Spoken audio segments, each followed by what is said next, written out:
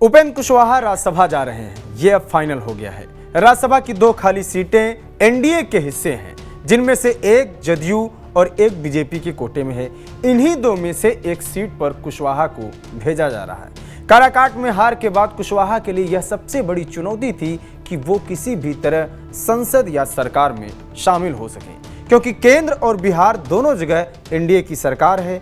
बिहार में नीतीश के अलावा चिराग, मांझी और कुशवाहा बीजेपी के सहयोगी हैं। नीतीश के पास बिहार की बागडोर है, चिराग और मांझी मंत्री हैं, कैबिनेट मंत्री, लेकिन डबल इंजन की सरकार में उपेंद्र कुशवाहा के हाथ में कुछ भी नहीं है। एक ही सीट काराकाट से उनकी पार्टी को टिकट दिया गया था, वो भी खुद कुशवाहा हार गए।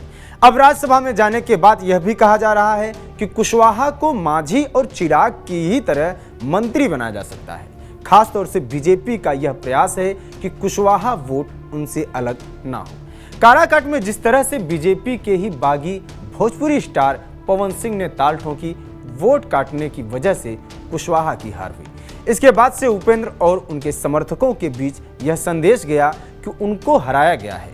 जानबूझकर पवन सिंह को उस सीट पर लड़ाया गया, जबकि पवन सिंह खुद भी यह चुनाव हारे।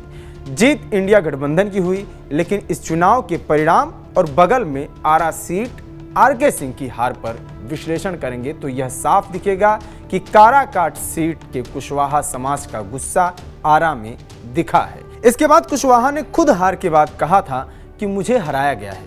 पीछे कौन लोग थे ये सबको पता है। उपेंद्र कुशवाहा के पॉलिटिकल कैरियर की बात करें तो ऐसा कहा जाता है कि वो मुख्यमंत्री नीतीश कुमार से ही प्रेरित होकर इस फील्ड में आए।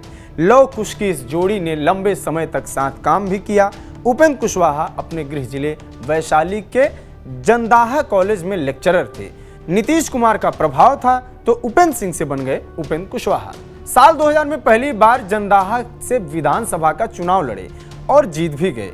इस जीत के बाद वो नीतीश कुमार के करीबी लोगों में गिने जाने लगे। जदयू उस वक्त शुरुआती दौर में थी, लालू यादव की पार्टी सत्ता में थी। विपक्ष में बैठे जदयू ने उपेंद्र कुशवाहा को अपना नेता प्रतिपक्ष बना दिया। इसके बाद 2005 में नीतीश कुमार सत्ता में आए और मुख्यमंत्री बने, लेकिन कुशवाहा से उनकी नहीं बनी। कुशवाहा ने जदयू छोड़ दिया और समता नाम की अपनी पार्टी बना डाली। 2009 का विधानसभा चुनाव भी लड़े। ये बात अलग है कि उनके सभी प्रत्याशियों की जमानत जब्त हो गई। 2010 में वो फिर से जदयू में आ गए, जिसके बदले उन्हें मिली राज्यसभा की सीट, जिसके बाद भी कुशवाहा से रहा नहीं गया और आके 2013 में उन्होंने फिर से एक नई पार्टी बना ली, नाम रखा रालोसपा। 2014 का चुनाव आया तो एनडीए के साथ गठबंधन में भी रहे। काराकाट से चुनाव लड़े और जीते भी। मोदी सरकार में उनको मानव संसाधन राज्य मंत्री भी बनाया गया। 5 साल बाद 2019 में कुशवाहा ने फिर से पलटी मारी और पहुंच गए महागठबंधन में। 2 सीटों से चुनाव भी लड़े, लेकिन दोनों ही सीट पर उनकी हार हुई। इस चुनाव में बीजेपी और नीतीश कुमार साथ लड़े थे। एनडीए ने 40 में 39 सीटों पर जीत दर्ज की थी। मतलब कुशवाहा की किस्मत इस बार खराब थी, गए भी तो गलत समय पर। फिर आया साल 2020 का विधानसभा चुनाव। इस बार वो महागठबंधन से भी गड़बड़ कर लिए और 2021 में आकर अपनी पार्टी का फिर से जदयू में विलय कर दिए।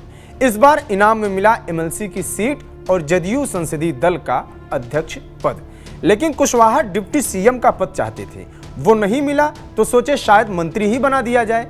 इन दोनों में कुछ भी नहीं मिला तो एक बार फिर से वो जदयू से अलग हुए और 2023 में राष्ट्रीय लोक मोर्चा नाम की नई पार्टी बना। जदयू से जरूर अलग हुए, लेकिन अपनी पार्टी के साथ वो एनडीए गठबंधन में रहे। और फिर आया 2024 का लोकसभा चुनाव। उनकी पार्टी को इस चुनाव में एनडीए की तरफ से एक सीट मिली, जिस पर वो खुद चुनाव लड़े। वही काराकाट सीट जहां से 2014 के चुनाव में उन्होंने जीत दर्ज की थी। इस बार वो सीट मुश्किल हो गई। सामने थे भोजपुरी स्टार सिंगर पवन सिंह।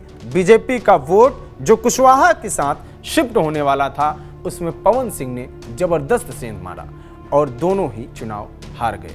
फिलहाल अब कुशवाहा और कुशवाहा समाज दोनों को ही खुश करने के लिए बीजेपी उनको देश के उच्च सदन राज्यसभा में भेज रही है। इसके बाद वो मंत्री भी बनाए जा सकते हैं। बिहार जुड़ी तमाम खबरों के लिए बने रहिए TV9 बिहार झारखंड के साथ। मेरा नाम है अंकित। नमस्कार।